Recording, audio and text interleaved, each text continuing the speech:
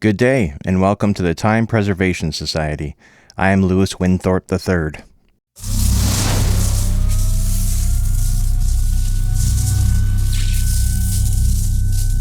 Today we're reviewing the Electro-Voice RE320 dynamic microphone.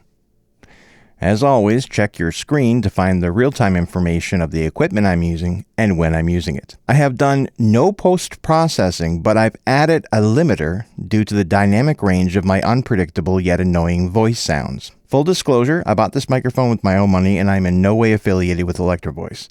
These are my own opinions based solely on my own subjective experiences. Now that that's out of the way, some short company history. The company, Electro-Voice, began in 1927 as a radio repair business that became an audio company after they built a PA system for a football coach that needed his ailing voice heard louder. The coach called it his electric voice. And just like that, Electro-Voice was born. By 1968, and after many successful products, their most famous microphone was born, the RE20. This mic soon became the industry standard for radio stations all over the world. You've even spotted it on the 90s hit sitcom show, Frasier. Fast forward now to 2011 when Electro-Voice introduced the RE320. It looks identical to the RE20, but it was the first to come in black. Though it was primarily rolled out as a kick drum mic, it also works incredibly well as a broadcast mic. As you can probably tell, that's something that EV does very well. This mic goes for $339 Canadian dollars or $265 US dollars. The EV RE20 is a dynamic mic which uses an XLR connector. And because it's a dynamic mic, it does not require phantom power, but it may need a cloud lifter or another inline preamp depending on your interface. It has a higher output than other dynamic mics like the SM7B, so I'm thinking your preamps are probably okay to push it.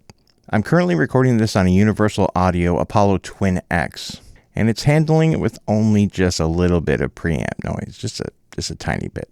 It features a kick drum curve switch and has a frequency response of 30 Hz to 18 kHz normally, and 45 Hz to 18 kHz when the kick drum curve is switched. Here, I just switched it to the kick drum mode. So this is what that sounds like. Clearly designed to let the lows in and a little bit of the highs there. So this is what it sounds like. Okay, switching back. I'm back to normal settings. It is quite heavy, weighing in at 681 grams. That's 1 pound, 8 ounces. It really feels well built and solid, unlike my Sensen structures. It comes with this really nifty case and a unique mic clip. I'll add that while this mic clip is cool, it is not always functional. You absolutely need to put this mic in a shock mount if you're in a room that conducts vibrations. I had this mic arm clamped to my desk and the hum of my computer was noticeably coming through. The same with a mic stand on any type of sound conducting floor. Listen to this. Like you can hear everything. I mean, so you absolutely need to have the cradle shock mount that you can buy separately.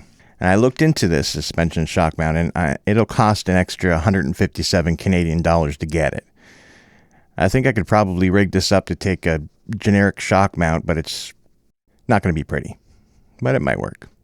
The measurements are... Oh, let me just get my... trusty old measuring tape here. You know, this measuring tape was manufactured in 1969. I picked it up at a telephone booth in 34. So that's about 8.5.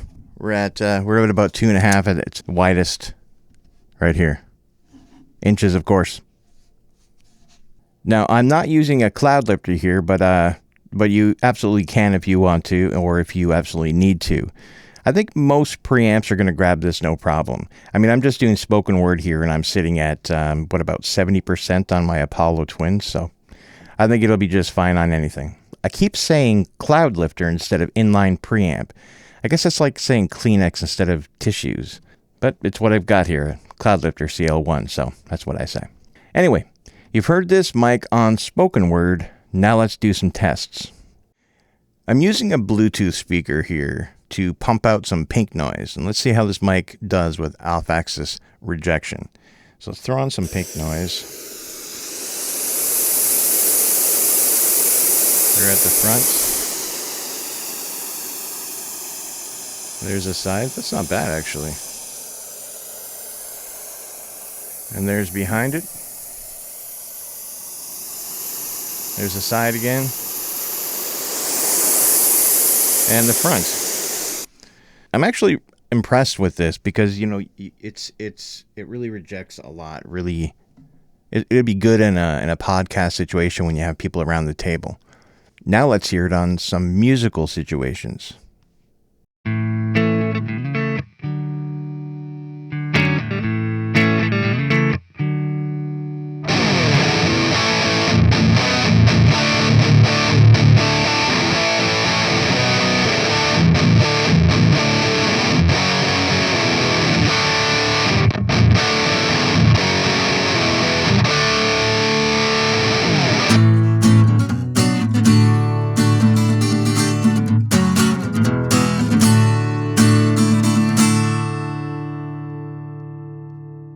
Buffy's in the bathroom stall. Margaret's by the bay. All right, now let's try it as a boom mic. Okay, so we already know how bad this is going to do as a boom mic because it's a dynamic mic. But some people probably just want to know. Can you pull it off? It's about a foot away here, and, you know, I guess it'll do. But in order to get this volume up, they're going to have to use a compressor, and then the noise floor is going to go shh, and it's going to suck in order to get it to good, usable volume. So not so good in this position, and even worse if I get higher. I'm not even going to try. Also, I'm not even going to try this as a field recording mic. Not even going to do that anymore. Unless you're trying to record a high revving car at the Daytona 500, it's not going to do anything great. It's too bad I don't have a drum kit up here in the Arctic Circle. Miking up the kick would be a killer test. Okay, this concludes our tests. Analysis.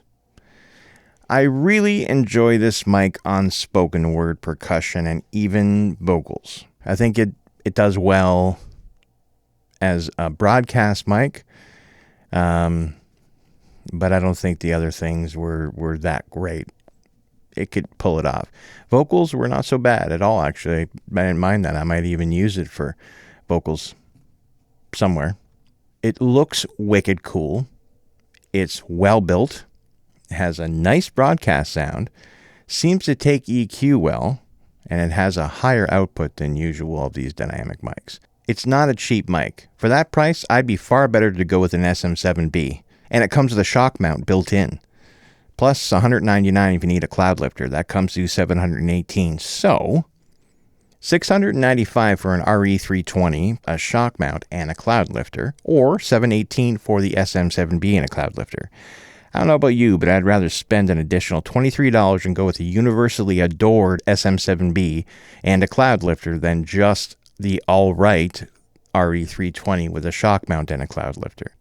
Do I recommend this mic? Sure. I'd recommend it for someone who has more disposable income and will use it for spoken word and general broadcast applications. It would look and sound great if you had a few of them around a table in a podcast show, like I said earlier. It would look really great, and the rejection is fantastic. But if you're looking for a mic that can sound great miking a lot of things, this is not it. It's probably kick-ass on a kick drum, though. So all in all, I'd say, think big, think positive, never show any sign of weakness, always go for the throat, buy low, sell high. Fear? That's the other guy's problem. Nothing you have ever experienced will prepare you for the unbridled carnage you're about to witness. Super Bowl, World Series, they don't know what pressure is. In this building, it's either kill or be killed. You make no friends in the pits and you take no prisoners. 1 minute you're up $500,000 in soybeans, and the next, boom, your kids don't go to college and they repossess your Bentley. Are you with me? So, probably good to like and subscribe. Bye now. End transmission.